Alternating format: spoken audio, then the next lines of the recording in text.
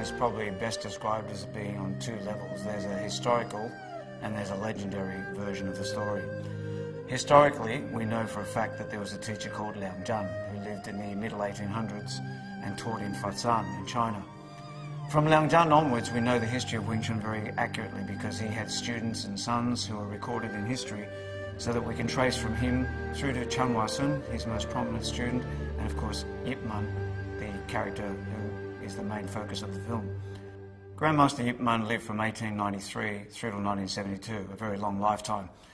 But the film, of course, only portrays a very small part of that life, from around 1935 through to the 1940s.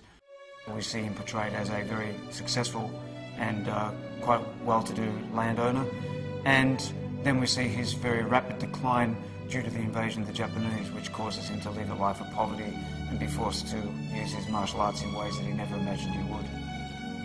In many ways, the period that's not shown in the film, that is the time after he left China, is perhaps the most interesting, and certainly for people like myself who practice Wing Chun, the most important.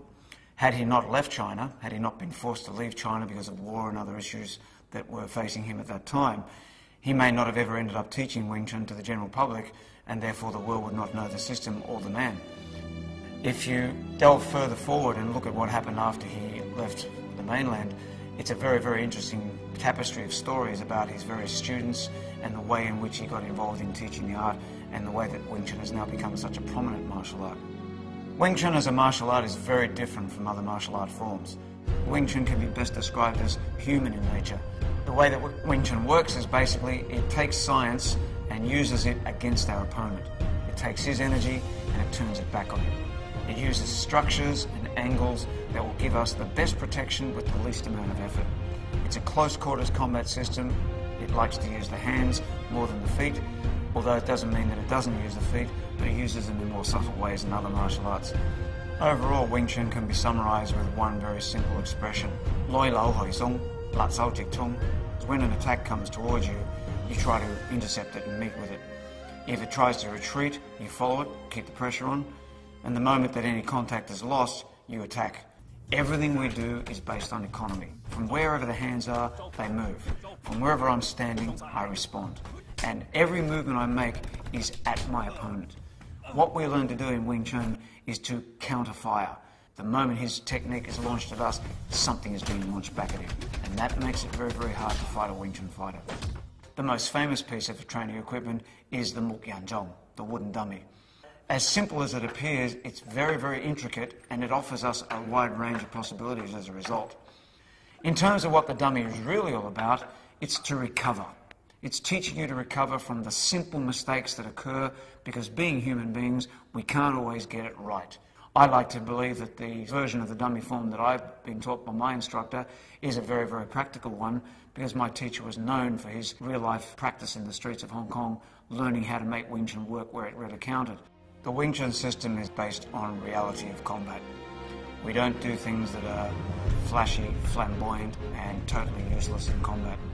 Wing Chun comes from a tradition of Beimo. Ip Man himself was very, very fond of testing his skills against fellow martial artists. It was about personal attribute development. That tradition was then filtered through to his students. My teacher in particular, Wong Sun Leung, he was known as the king of the challenge fight. The fights took place on rooftops, in laneways and alleys. All the skills that we practice for are to get us able to counter somebody who's really trying to hurt us. A real opponent never attacks you the way that you think that they might. You can have whatever ideas in your head that you think you understand about fighting, and the real opponent will do something completely different. There often isn't time to see what's happening. There isn't time to think about it. It's got to be instinctive. This is where Chi Sao gives a Wing Chun fighter a real edge over their opponent, because Chi Sao enables you to find the gaps without having to know where they are. When Grandmaster Ip Man first came to Hong Kong, his knowledge of Kung Fu, of Wing Chun, went by largely unnoticed for a time. And suddenly people realised that they had in their midst a great master of martial arts.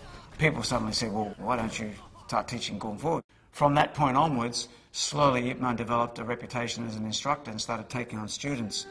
The four most famous students of all being Liang Xiao, Chu Xiongtin, Lok Yu, and my own teacher, Wong Sun Leung.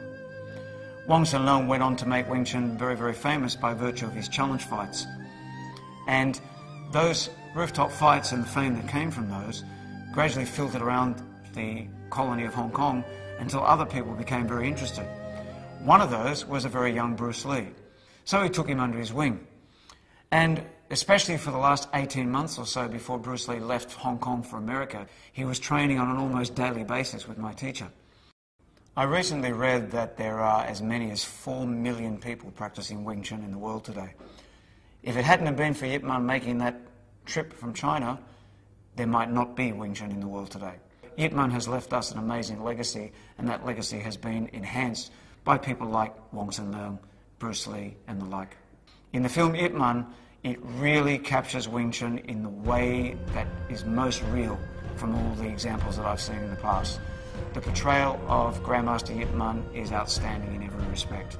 It's a film that, as a Wing Chun practitioner, I'm very, very proud to look at as a part of our history and our heritage.